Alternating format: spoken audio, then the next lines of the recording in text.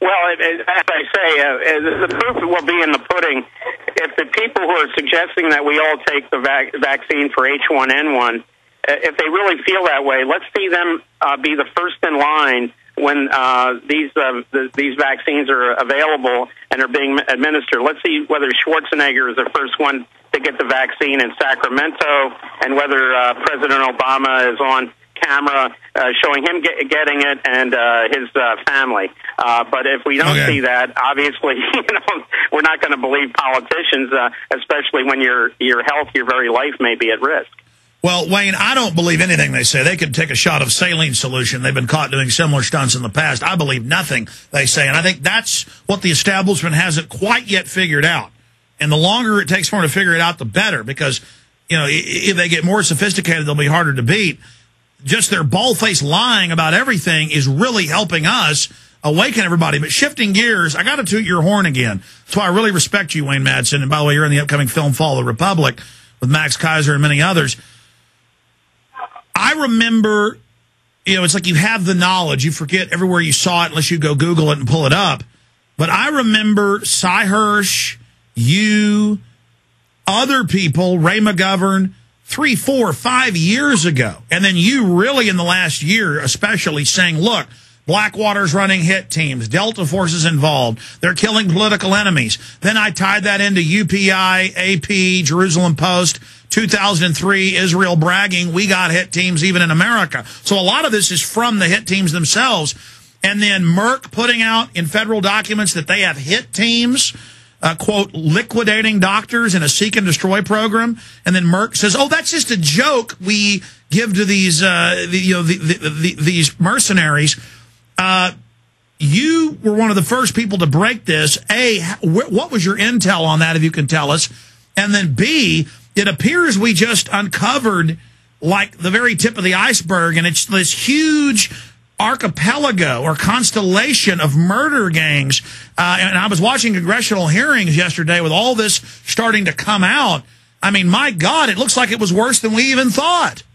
I'll tell you one thing that surprised me. I never thought that Blackwater was as close to the CIA as we now know it was, that they got these sole source contracts to, first of all, engage in covert actions around the world, that they were using foreign mercenaries to conduct targeted assassinations, and they were using U.S.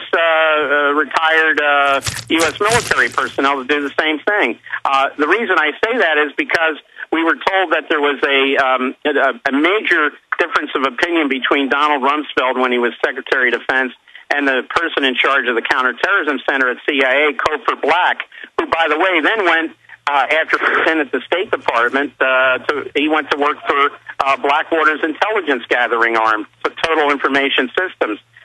Now we see with Buzzy Krongard, the executive director at the CIA, leaves the CIA and winds up on the advisory board for Blackwater. His brother, Cookie Krongard, is the inspector general for the State Department, basically covering up all the Blackwater contracts and the malfeasance at State.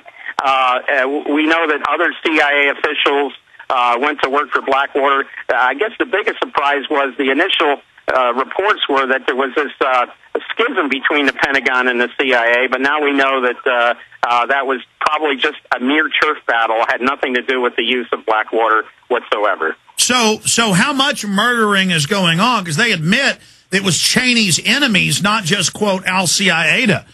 I mean, who are they killing? Well, when I first heard about George Tenet's attack matrix, worldwide attack matrix, I was looking, and I was told by sources close to the CIA that they said, look, it's not just in Iraq and Yemen and Afghanistan that are targeting people. They told me about politicians in Lebanon being targeted, people with various human rights movements and secessionist movements from Indonesia to Colombia also being targeted. So this, in fact, was what Tenet told all the members of the cabinet and President Bush's senior advisors at Camp David just a few days after 9/11. It was, in fact, a worldwide attack matrix. And when you've got a sociopath like Dick Cheney sitting there basically calling the shots, it was get even time, obviously, for him and his closest advisors. Well, let me ask you this. From the MO we've got from when Rumsfeld brought in Cheney during Ford, as you know, that it's really Rumsfeld is the one, even through the last administration, that was really the real president. People say it was Cheney, but in that weird relationship, do you agree that Rumsfeld was actually above him? Well, this was a mentoring type relationship that they had. These two individuals are like frick and frack when it comes to modern American politics, and certainly it was Cheney that was very upset when Bush, I guess, listened to his daddy and said, "It's time to get rid of Rumsfeld." And Cheney was very much opposed to that, as much as he was against Bush's decision not to pardon Scooter Libby. I think we see what the network was that committed these war crimes, and that's why. But is Rumsfeld at the top of the Cheney pyramid, or is Cheney there? I think you'd have to separate these two guys with a crowbar. I think they're almost like brothers in arms. Certainly, Rumsfeld in the Ford administration was the chief of staff, went on to become the Secretary of Defense, and then, of course, Cheney moved up to become chief of staff for Ford. But their whole purpose in the Ford administration was to make sure the new Democratic Congress, in the wake of Watergate, did not take all these imperial powers away from the White House. In fact, they expanded it. They wrote the current COG that the National Security Council is using for the Northcom takeover, and now the Pentagon, as you know, Wayne, wants 400,000 troops. A year ago, it was 20,000. Now it's 400,000 on the streets of America? That's right. That's right. And certainly we know that they were the ones behind the CIA, getting rid of Bill Colby as CIA director. Bill Colby was trying to come clean on a lot of these issues including assassinations, Allende in Chile, and other things that came out. Stay there. Final segment. I want to ask you what the big CIA news is. You said you were in the archives, got something breaking. Stay with us.